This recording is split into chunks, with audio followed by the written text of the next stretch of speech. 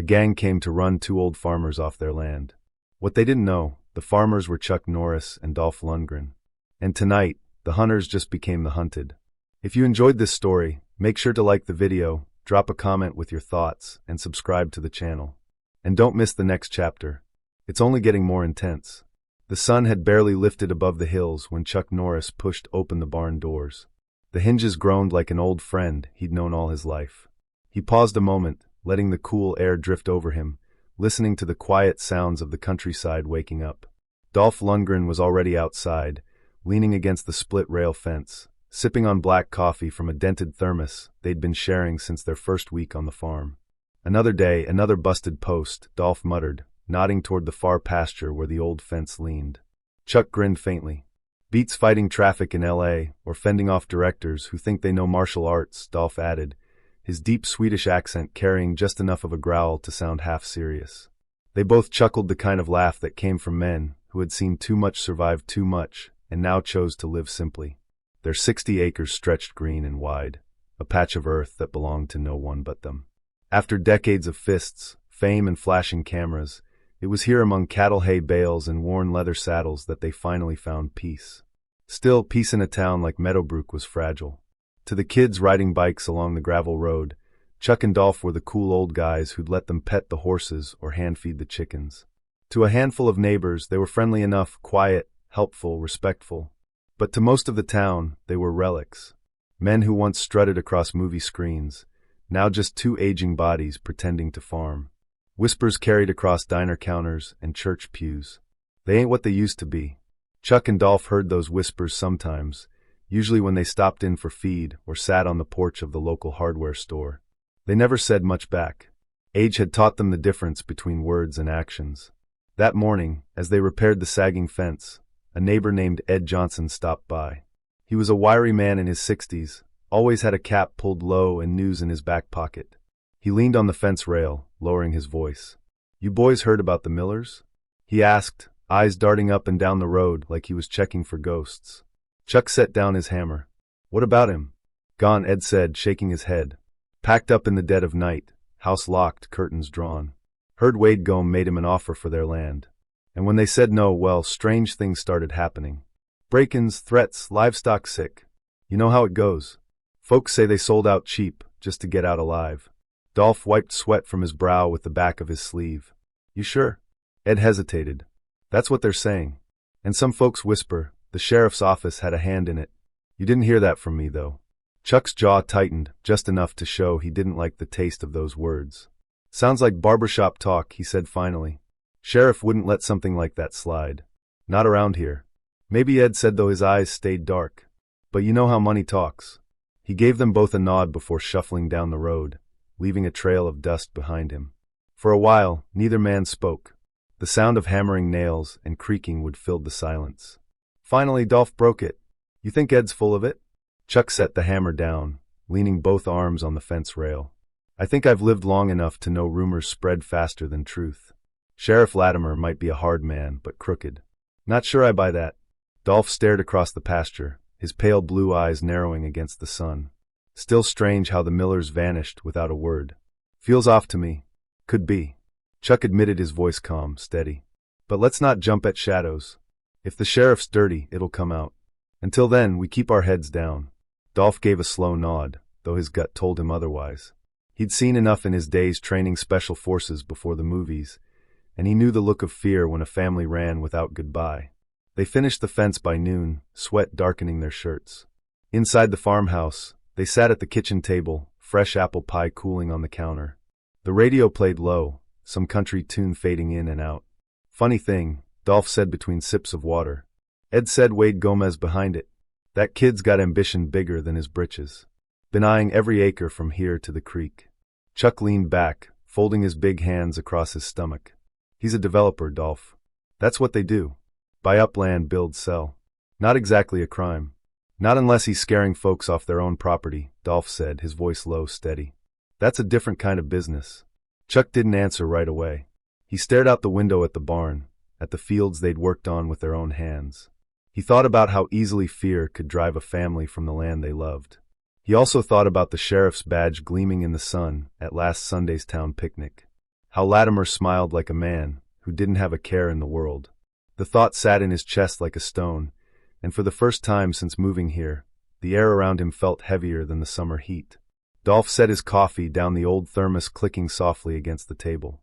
"You're thinking the same thing I am." Chuck gave him a side glance. Maybe Ed wasn't spinning tales. Not the kind of man to waste words like that. Chuck let out a slow breath. "Doesn't matter what Ed believes. We can't go charging in on whispers." He shifted in his chair, his shoulders still broad, his voice low but steady. "We'll see how this shakes out." The quiet lingered between them until the radio crackled with the noon farm report, the sound filling the space where words might have been. Neither man said more, but they both knew the calm wouldn't last.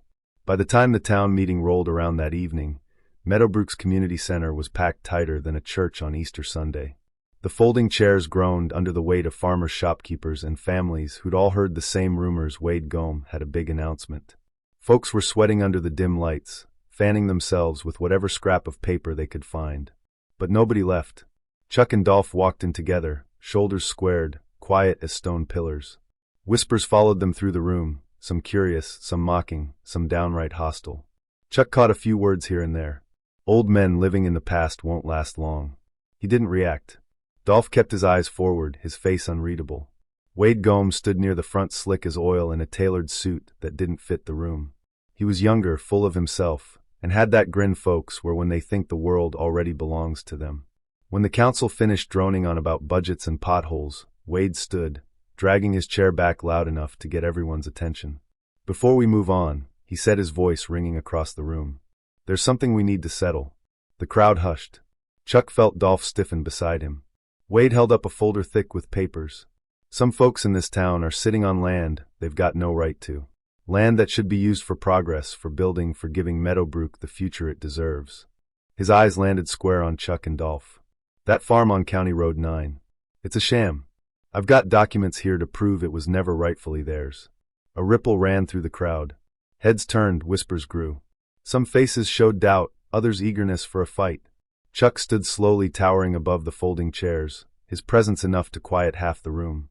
He took his time, pulling a folded packet from his jacket, his movements deliberate, calm as always. When he spoke, his voice carried steady, deep, and calm enough to cut through the noise. "These are the deeds to our land," he said, holding them up. "Filed, stamped, and recorded at the county courthouse. This farm was bought fair and square. 3 years ago, the ink dried on those papers, and since then, we've worked that land with our own 2 hands." The room grew quieter still. Wade smirked, but the smirk twitched just slightly at the corner. Chuck narrowed his eyes the way only he could. "So if you're looking for squatters, Wade, look elsewhere." Dolph stepped forward, his voice carrying that unmistakable Swedish accent, cutting through the silence like a blade. "You and your papers might fool some folks, but you're barking up the wrong tree. You're stepping on the wrong ground." A nervous laugh trickled from the back, but most folks just shifted in their seats, uneasy. Wade's grin widened, as though he welcomed the challenge. Then a voice chimed in from the side, Deputy Clay Hollis, Latimer's right hand. He leaned forward in his chair, a badge gleaming under the dim lights, his tone smug. "Now fellas," he said, "you might want to watch how you talk in here. Law in these parts don't look kindly on troublemakers. And if a man of business like Wade here says there's a problem, well, the sheriff's office tends to listen." A murmur rolled through the crowd. Some folks nodded, others frowned, uneasy. Chuck studied Hollis, then Wade, then the crowd. His face stayed calm, but inside something shifted, an old familiar alertness from days when every move could mean the difference between walking away and not. Dolph's eyes hardened, his hand curling loosely at his side, though he stayed quiet. The meeting dragged on after that, councilman trying to move back to road repairs and school budgets, but nobody really listened. The air was heavy, and every so often Wade would cast a glance their way, that same smug look on his face like he'd already won. When it finally ended, folks poured out into the parking lot under the glow of yellow street lights. Some avoided Chuck and Dolph's gaze. A few gave them nods of quiet respect. More than a few looked away quick, like they didn't want to be seen near them. Chuck and Dolph walked out together, neither in a hurry to speak. The gravel crunched under their boots, and the night air carried the faint smell of dust and diesel. "You see Latimer?" Dolph asked finally. "No," Chuck said. "Didn't expect to. Men like him don't show their face when the dirt's getting stirred." They reached their old pickup parked at the edge of the lot. Chuck leaned against the hood, folding his arms. This isn't going away, Dolph. Dolph looked back at the community center, the crowd thinning. Wade laughing with a group of supporters. No, he said. It's just starting. They climbed into the truck, the old bench seat creaking under their weight. Chuck started the engine, letting it idle while they sat in silence for a moment. He glanced at Dolph, then out the windshield at the dark stretch of road ahead. It might have been right, Chuck said quietly. Dolph nodded, his jaw tight. Yeah, and if the sheriff's in Wade's pocket, then we're standing alone. Chuck shifted into gear, the headlights cutting a path through the night. Not the first time. The drive back to the farm was quiet. The only sound, the low hum of the engine and the gravel crunching under the tires. But both men knew the silence wouldn't last. When they pulled up to the farmhouse, the porch light glowed faintly, casting long shadows across the yard. Chuck killed the engine, and for a long while, they just sat there, the night thick around them. Finally, Dolph said what they were both thinking. We came here for peace. But if Wade and Latimer think they can scare us off, they've got another thing coming. Chuck nodded slowly, the weight of the words settling between them. Then we'll be ready. They stepped out into the cool night air, their boots heavy on the gravel. Overhead, the stars spread wide and bright, but down on the ground, the darkness seemed closer than ever. The crickets sang. The air smelled of cut grass and dust. Yet both men felt the shift. It wasn't just night settling in. It was something else creeping mean and patient. The next night it started. A sharp crash echoed through the stillness, jolting both men awake. Chuck was out of bed before his boots were even on, moving like he'd done 1,000 times before, his instincts older than the boards in the farmhouse. Dolph came right behind him, flashlight in hand, the heavy steel one he favored for more than just light. The living room window was shattered glass scattered across the wooden floor. A brick lay among the shards wrapped in a piece of paper. Chuck bent down holding the flashlight steady while Dolph unwrapped it. For words scrolled in thick black ink. Leave or else. Chuck's jaw flexed as he picked up the brick. Dolph stepped outside, sweeping the beam across the yard. Gravel shifted under his boots as he crouched near the porch steps. He ran his hand across the dirt, spotting tire tracks too close to the house to be a friendly visit. Chuck nodded, the brick still in his hand. They're showing their teeth. Neither man said more. They cleaned up the glass in silence, the scrape of the broom loud in the quiet house. Chuck set the brick on the counter like evidence in a case neither of them had asked to take on. The following days passed with tension you could almost touch. Chuck worked the fences. Dolph checked the barn, and both men kept their eyes open for shadows that didn't belong. To the outside world, it looked like life went on as usual. To them, it was the waiting before a storm. 3 mornings later, they loaded the pickup for a feed run into town. The sky was clear, the air sharp with the smell of hay.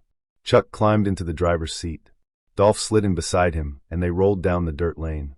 Halfway to the main road, the brake pedal gave under Chuck's foot with no resistance. The truck surged forward, heading for the ditch. Dolph reacted first, grabbing the wheel steady while Chuck stomped the useless pedal.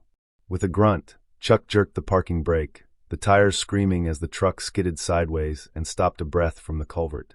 For a long moment, neither man spoke. Chuck's hands stayed on the wheel, fingers tight enough to turn his knuckles white. Dolph opened the door, stepping out to crouch by the front tire. Lines are cut, Dolph said after a pause. Clean job too. Not some kid playing games. They knew what they were doing. Chuck climbed out, standing beside him. Could have killed us. Dolph straightened, brushing dirt off his hands. That was the point. They rode back in silence, the truck limping slow with the emergency brake keeping it steady. The quiet between them wasn't fear. It was the kind of quiet men knew when they'd crossed an invisible line. That evening, Dolph sat at the kitchen table sharpening the old combat knife he kept in the drawer. Chuck stood at the counter cleaning the broken glass off a lantern they'd kept since their first week on the farm. They're pushing harder, Dolph said finally. First the window, now the brakes. Next time they won't miss. Chuck looked over, calm but firm. Then we won't either. 2 days later, the calm broke altogether. It was late afternoon, the sun burning low over the fields when the smell of smoke carried across the yard. Chuck was out by the back pasture checking posts when Dolph came running from the barn. Smoke, Dolph shouted, pointing. Black plumes rose from the feed barn, thick and ugly against the pale sky. Chuck dropped the hammer he'd been holding and sprinted, his boots pounding the dirt. Dolph was right behind him, his long strides eating the distance. As they neared, the crack of burning would reach their ears, followed by the frantic cries of animals trapped inside. Then Chuck's heart stopped cold through the haze. He spotted little Jenny Miller, the neighbor girl, tugging at the stall door where her favorite pony was tied. Jenny Chuck roared, charging forward. She coughed, eyes wide, frozen in panic. The heat was fierce, the air thick with choking smoke. Without breaking stride, Chuck yanked the stall door off its hinges, scooping the girl into his arms.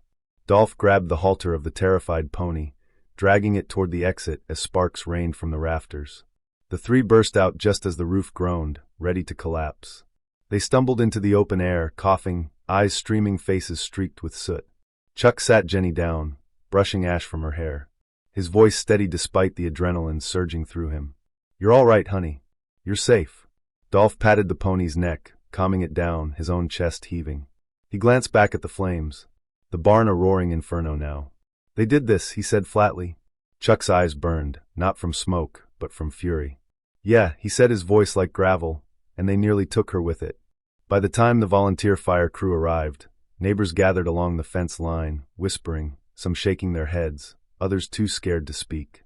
The sheriff's cruiser pulled up late as if to prove a point. Deputy Hollis stepping out with that same smug look. "Terrible accident," Hollis said, hands on his belt. "Dry season. All it takes is one spark."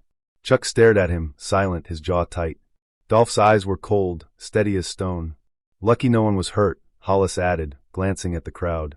"Could have been worse." Dolph stepped forward, his voice low and sharp. "It wasn't luck. It was us." Hollis's smirk flickered, but he didn't answer. He tipped his hat instead and climbed back into the cruiser, leaving the crowd uneasy in the smoke-filled air. Later that night, Chuck and Dolph sat on the porch, the faint glow of embers still smoldering in the field. Jenny's parents had taken her home, thanking them through tears, their voices shaking with fear more than relief. Chuck leaned forward, elbows on his knees, staring out at the dark yard. No more waiting. Dolph nodded slowly, his knife resting across his lap, the blade catching the porch light. They wanted a fight. Now they've got one. Neither man raised his voice. They didn't need to. In the silence of that porch, their decision was carved in stone. From then on, the farm wasn't just a place to live. It was a line in the dirt, and Chuck Norris and Dolph Lundgren weren't about to let anyone cross it.